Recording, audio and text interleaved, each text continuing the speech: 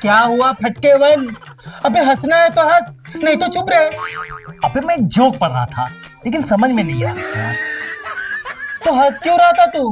अबे देख, मैं जोक पढ़ रहा था इसलिए हंस रहा था, लेकिन समझ में नहीं आ रहा था इसलिए चुप हो जाता था। अच्छा, जोक क्या था? अबे देख, एक बाप ने अपने बेटे से बोला कि एक जमाना था जब मैं 10 रुपए लेके मार्केट जाता था, दूध सब्जी सब लेके आ जाता था। तो इसमें जोक क्या था? अबे तो सुन तो।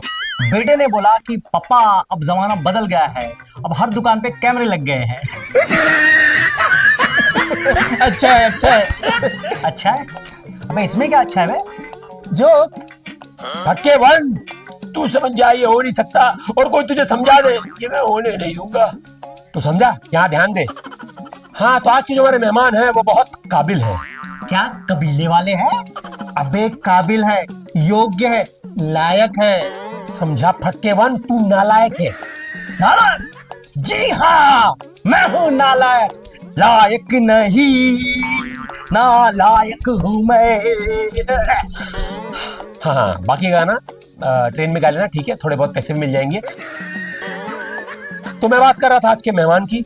आज के हमारे मेहमान वो हैं जिनके बारे में हर बाप अपने बेटे से कहता है, जिनका उदाहरण हर घर में दिया जाता है कि देखो शर्मा जी का बेटा कहां पहुंच गया और तुम कहां रह गए।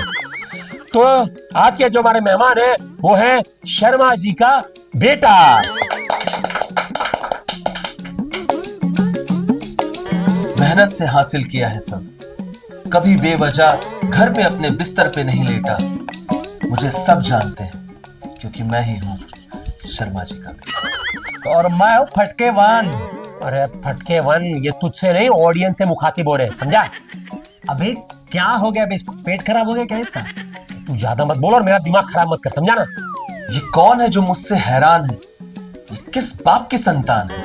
इनके इंट्रोडक्शन में टाइम वेस्ट नहीं करते, हम सीधा सवाल पर आते हैं, ठीक है? तो मेरा पहला सवाल ये है कि आपको नहीं लगता कि आप बाकी बापों के लिए कुछ ज्यादा ही चहेते हुआ करते थे? बिल्कुल सच बात कही आपने, लेकिन इसमें मेरा कोई योगदान नहीं। शायद मेरे पिताजी को एक बात आती थी कि लोगों तक बातों को कैसे पहुंचाया जाए। शायद वो इसमें माहिर थे, इसलिए ये ख्याति मुझे प्राप्त हुई।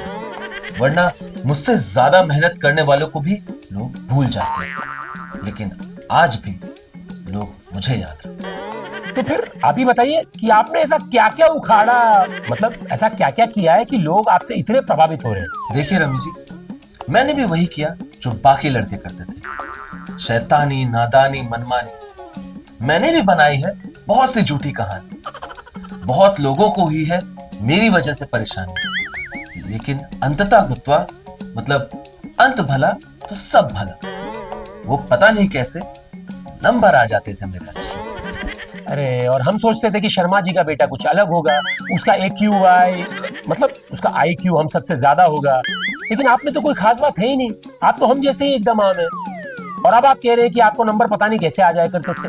मतलब इसमें कुछ संयोग था या कोई पारिवारिक योग था? रवि जी, मुझे नहीं पता कि ये संयोग था, वियोग था, निरोग था या किसी प्रकार का योग था, लेकिन एक बात तो थी कि मेरे टीचर्स बहुत सारे शर्मा ही थे। क्या कहा? टीचर शर्माते थे? अबे उनका सरनेम शर्मा था। बाप रे, सर का अलग से नाम होता है? अबे गधे, उपनाम मतलब परिवार का नाम। वही तो मैं कहूँ, ये शर्मा जी के लाल और बाकी सारे शर्मा जी के पीले हुआ करते थे, इसीलिए तो इनके नंबर आ जाया करते थे।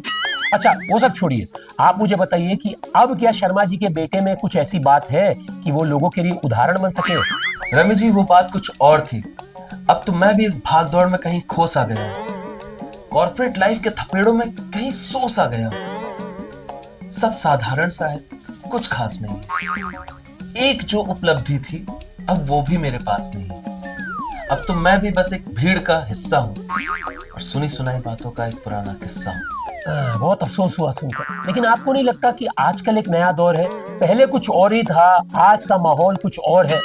मतलब मेरा आखिरी सवाल ये है कि क्या आपको ये बात सही लगती है कि जब बाप अपने बेटे को बार बार किसी के साथ कंपेयर करता है? और क्या ये सही है कि आप किसी शर्मा जी के बेटे से अपने बेटे को कंपेयर करें? मैं तो इस बात पे बिल्कुल विश्वास करता हूँ कि हर बच्चा अपने आप में खास है। न जाने कौन सी कला उनके पास है। नहीं देना चाहिए बच्चों को कोई त्रास है। और शर्मा जी के बेटे को भी खुद पर नहीं विश्वास है। वो तो अच्छे लोगों का मिला साथ है। तो किसी से किसी को कंपेयर ना करें और बेवजह की बातें कि कौन क्या कर रहा है क्या नहीं, ये किसी से शेयर ना करें। सबके साथ फेयर रहें और सबके साथ फेयर करें।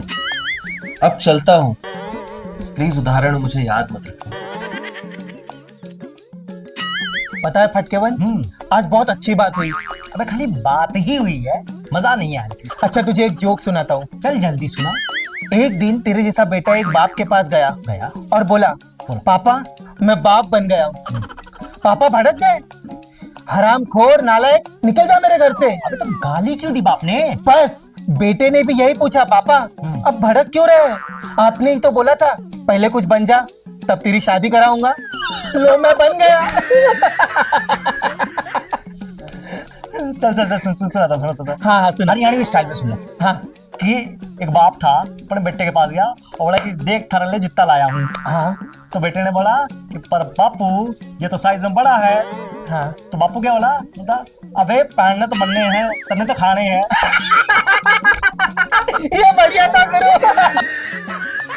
हाँ फटकेवन, आज के लिए बस इतना ही। हम समझ गए, अपने घर की कहानी मत सुना, ठीक है? तो देखा आप सबने, शर्मा जी का बेटा आया और हमें ज्ञान दे गया। हम सब अलग अलग हैं, इस बात का प्रमाण दे गया। तो जाते जाते एक जोक फटकेवन पर। तो फटकेवन के पिताजी ने फटकेवन से कहा कि देखा फटकेवन, 15 साल का बच्चा भी अमेरिका में अपने पैर पर खड़ा हो जाता है। तो फटकेवन ने कहा, पिताजी इसमें क्या है, यहाँ तो 1 साल का बच्चा दौड़ने लगता है। तो आज के लिए फटकेवन पर इतना ही। धिक्कार। मिलता हूँ आपसे अगले रविवार। अबे ये धिक्कार क्या होता है? नए टाइप की बड़ी वाली कार होती है क्या? हाँ बिल्कुल, एकदम बड़ी वाली। चल अब उसी से घर चलते हैं। हाँ? चल। चल